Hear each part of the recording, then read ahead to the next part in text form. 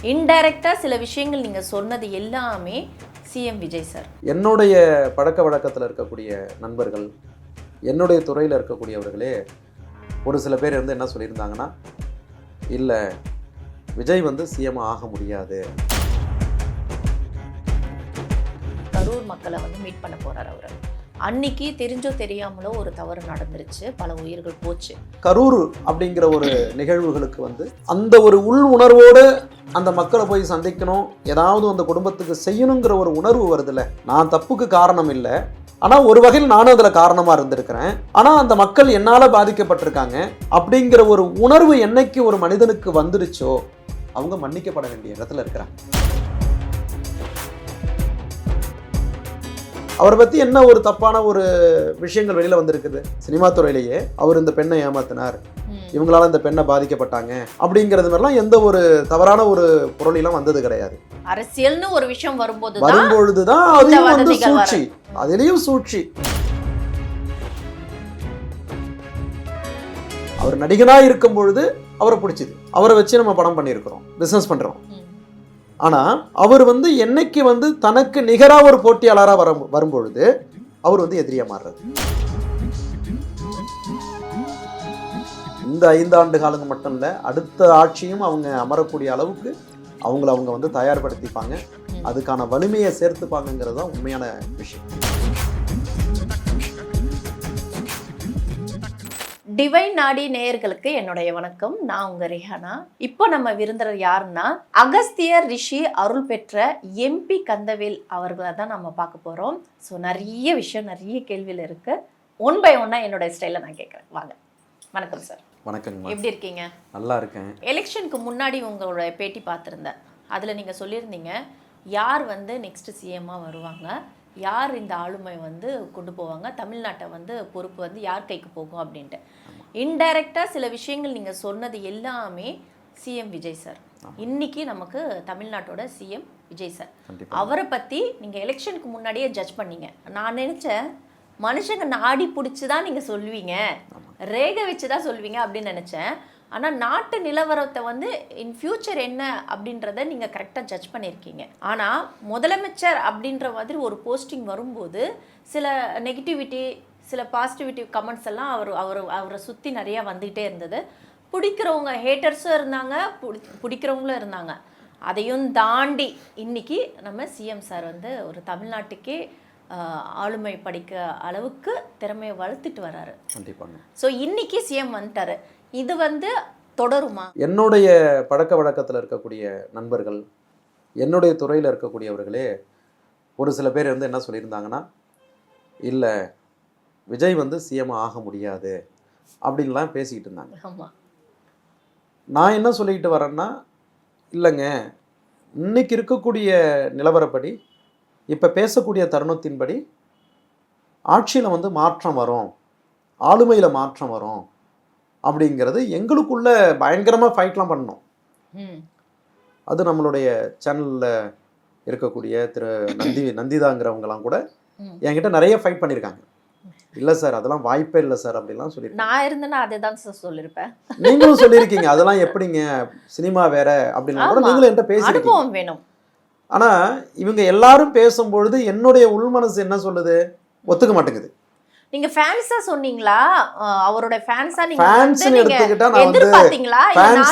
ஃபேன்ஸ்னு அப்படி சினிமா துறையில பார்த்தீங்கன்னா எனக்கு அஜித் குமாரை பிடிக்கும், விஜய் ஐயாவும் எனக்கு ரொம்பவே பிடிக்கும். நான் வந்து யாரையும் அவரால் நான் எதுலையும் பாதிக்கப்படலை, அவரால் யாரும் மக்களும் பாதிக்கப்படலை.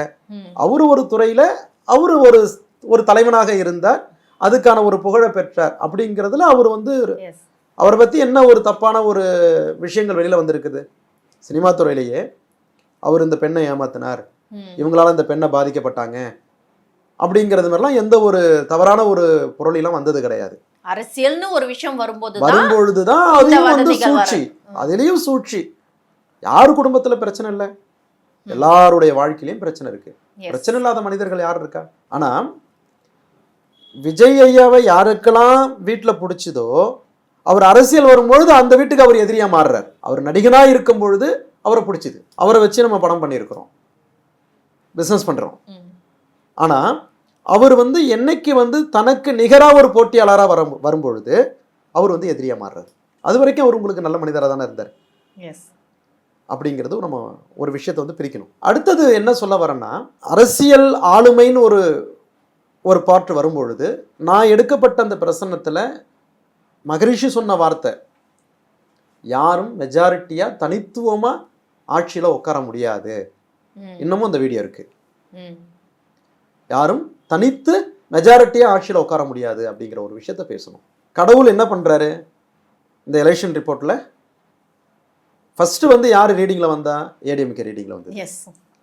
அப்புறம் டிஎம்கே ரீடிங்கில் வந்தது. எஸ். அதுக்கப்புறம் பார்த்தீங்கன்னா இது ரெண்டுமே பின்னாடி தள்ளி டிவிகே வந்து மேலே வந்துருச்சு. எஸ். அது வரும்பொழுது என்ன ஆகுது? பாயிண்ட் குறையவே இல்லை. ஆனால் 108 சீட்டு வந்துட்டாங்க. இன்னும் 10 சீட் இருந்ததுன்னா அவங்க இன்னும் மெஜாரிட்டி. ஆமா. ஆனால் கடவுள் கொடுக்கலையே. ஏன்னா இவருக்கு எதிரா பேசினவங்க கூட கூட்டணி அமைச்சாங்க. இவரை வந்து தவறுதலான ஒரு கருத்து அதான் சொல்ல வரேன். வெளிப்பாடு அந்த விஷயம் தான் சொல்ல வரேன். அப்ப மக்களுடைய மனசுல மாற்றங்கள் உண்டு அப்படிங்கிறத வந்து கடவுள் நிர்ணயிச்சிட்டார்.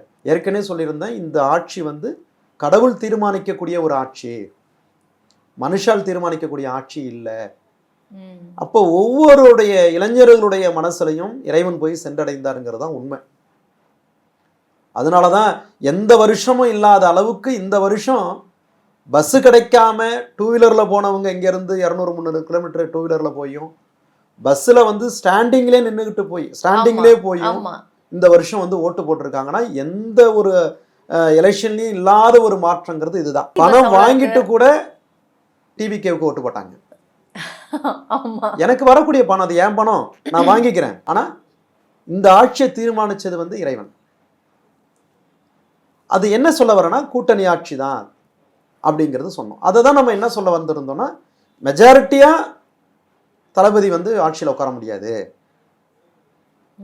அதாவது தனித்துவமா அவங்க வந்து உட்கார முடியாது. அப்போ வந்து அவங்க ஒரு கூட்டணியோட தான் ஆட்சி அமையும். சூழ்ச்சிகள் நிறைய விளையாடும்னு சொன்னோம். அப்போ நாங்கள் தான் சிஎம்ங்கிறது ஆல்மோஸ்ட் எல்லாமே தீர்மானிச்சாச்சு. ஆனால் அந்த இடத்துல என்ன வந்தது? டிஎம்கே ஏடிஎம்கே கூட்டணிங்கிற ஒரு வார்த்தை வந்தது. எப்படிங்க அது? ரெண்டுமே ரெண்டு துருவங்கள். 75 ஆண்டு அரசியல் வாழ்க்கையை பார்த்தோம்னா இரண்டும் இரண்டு துருவங்களாக இருந்தது. அதுவே ஒன்று சேர்றங்குது. எப்படி சாத்தியம்? ஆளுமையில 2 பயணம் 3 பயணம் இங்கிருந்து ஆட்சி அமைக்கிறதுக்காக இங்கிருந்து முறையிடுறார், கவர்னர்கிட்ட போய் முறையிடுறாங்க. அதுலேயும் அங்கிருந்து சரியான ஒரு ஆதரவு வரல, அதுலேயும் சூழ்ச்சிகள் வந்தது. ஆனால் யார் நான் வந்து ஜெயிச்சிடுவேன் அப்படின்னு நினைச்சாங்களோ அவங்கெல்லாம் கூட தோற்க வேண்டிய ஒரு நிலை வரும். அந்த நேரத்தில் அவங்க வந்து தலைகுனிவை சந்திக்கக்கூடிய சூழ்நிலைகள் வருங்கிறத ரொம்ப ஆழமாக நம்ம பேசியிருக்கிறோம். யாரும் யோசிக்க முடியாத செயல் இது நடந்தது. ஏன்னா இன்னைக்கு வந்து அவர் சட்டசபையில நின்று பேசும்போது எல்லாருமே வந்து பார்க்க ஆரம்பிச்சுட்டாங்க. அவர் ஒரு படம் மாதிரி பார்க்க, அவரோட ஒவ்வொரு ரியாக்ஷனும் வந்து ஒரு ஷார்ட்ஸா போட்டு ரசிக்கிறாங்க. இது வரைக்கும் அது நடக்காத விஷயம். நம்ம அதுக்கு பின்னாடி வரும். அதுக்கு வந்து என்ன நடக்க போகுது அப்படிங்கிறத நம்ம பின்னாடி பேசியிருக்கிறோம். அதையும் நம்ம சொல்ல போறோம். ஆனா இந்த ஆட்சி மக்களுக்கான உள்ள ஆட்சி. நல்லா புரிஞ்சுக்கங்க நேயர்களே. நம்ம எல்லாருமே 10 பேர் ஒன்னா இருக்கிறோம்னா 10 பேர்ல ஒருத்தவன் வந்து நான் நீதி நேர்மை தர்மப்படி வாழ்வேன் அப்படின்னு அவன் வாழ ஆரம்பிச்சாங்கன்னா அவங்களுக்கு நிறைய பேர் வந்து எதிரி ஆவாங்க. பல சோதனைகளும் வரும். எதிரி ஆவாங்க. சோதனை அப்புறம் விட்டுடுங்க. எதிரியா வந்து சூழ்ச்சி வரும்போது அது சோதனையா மாறுது. அது எல்லாரும் 10 பேர்ல 9 பேர் அதை அரவணைச்சாங்கன்னா அங்க எங்க இருந்து சோதனை வரப்போகுது இல்லையா? அதனால நல்லவனா வாடுறதுங்கிறது தான் இன்னைக்கு இந்த கலியுகத்துல வந்து பெரிய சவால். கஷ்டம். நல்லவனா வாழ முடியாது, ரொம்ப கஷ்டம். அப்ப வாழ நினைக்கும் போது அவங்களுக்கு பகை வரும், எதிர்ப்பு வரும், கண்டிப்பா போட்டிகள் வரும், அவமானங்கள் வரும், அப்படிலாம் இருக்கு. அதனால இதுக்கு மகாபாரதமே நிறைய பேருடைய வாழ்க்கைக்கு வந்து உதாரணமாக இருக்கு இல்லையா? பாண்டவர்களுக்கு நடக்காத ஒரு அநியாயங்கள் கிடையாது. அப்படி இருக்கும் பொழுது இந்த ஆட்சி வந்து மக்களுக்கான உள்ள ஆட்சி. இந்த ஆட்சி நல்லபடியா போகும். இதையும் நம்ம வந்து அவங்க ஜெயிச்சு பதவியில் உட்கார்ந்த உடனே நம்ம ஒரு வீடியோ பேசியிருக்கிறோம். இந்த 5 ஆண்டு காலங்க மட்டும் இல்லை, அடுத்த ஆட்சியும் அவங்க அமரக்கூடிய அளவுக்கு அவங்க வந்து தயார்படுத்திப்பாங்க. அதுக்கான வலிமையை சேர்த்துப்பாங்கிறது தான் உண்மையான விஷயம். கரூர் மக்களை வந்து மீட் பண்ண போறார் அவர். அன்னைக்கு தெரிஞ்சோ தெரியாமலோ ஒரு தவறு நடந்துருச்சு, பல உயிர்கள் போச்சு. பட் அதுக்கு நான் காரணம் கிடையாது. இருந்தும் அதுக்கு நான் ஒரு விஷயமா என்னுடைய பேர் அங்கே இருக்கு, நான் வந்ததுனால தான் இந்த இன்சிடென்ட் நடந்தது. ஸோ அதுக்காக எல்லாரும் கூப்பிட்டு அவர் மன்னிப்பும் கேட்டிருக்காரு. அவங்க அத்தனை குடும்பத்தையும் தத்தெடுத்திருக்காரு.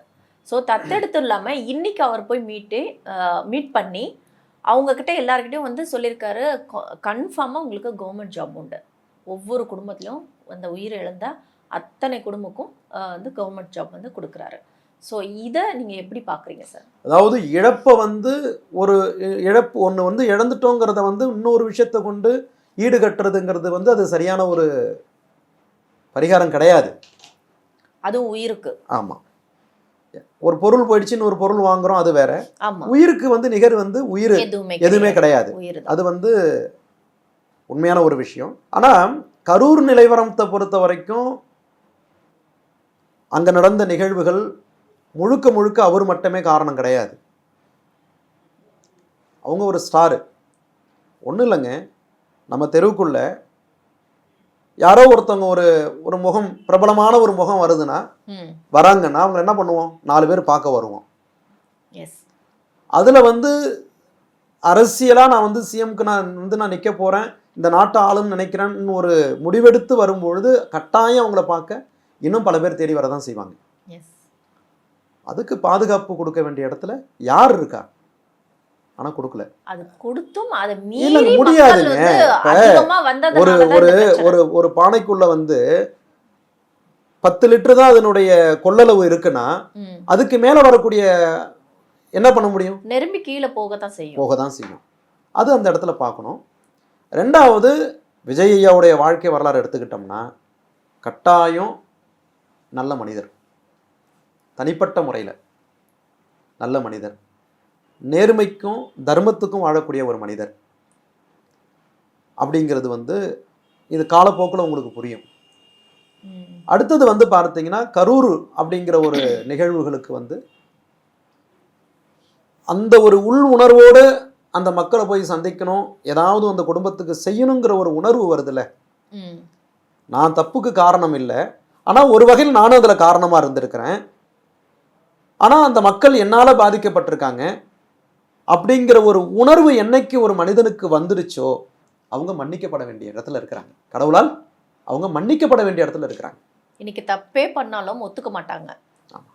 அந்த தப்பு வந்து நான் பண்ணல. நான் ஏன் இந்த வார்த்தையை சொல்றேன், அவர் வந்து நம்மளும் ஒரு காரணமா இருந்திருக்கிறோங்கிற ஒரு அந்த வார்த்தையை நான் பயன்படுத்துவதற்கான காரணம் நான் ஒரு இன்னைக்கு பிரபலமான ஒரு இடத்துல இருந்து நான் வரும்பொழுது என்ன அவ்வளவு பேர் பார்க்க வந்ததுனால நான் ஒரு காரணமா இருக்கிறேங்கிறார். ஆனா அவங்களுக்கு இன்னைக்கு எதையுமே அந்த நன்றியை மறக்கலல்ல. இன்னைக்கு போக வேண்டிய அவசியம் என்ன? ஏதோ ஒன்று செய்யணுங்கிற ஒரு எண்ணம் இருக்குல்ல, அந்த உணர்வு இருக்குல்ல, மக்கள் ஏத்துக்கிறாங்க. அதை ஏன் மற்ற ஆளுமையில இருக்கிறவங்க ஏத்துக்க மாட்டேங்கிறாங்க? Thank you sir. நன்றிமா, நன்றி.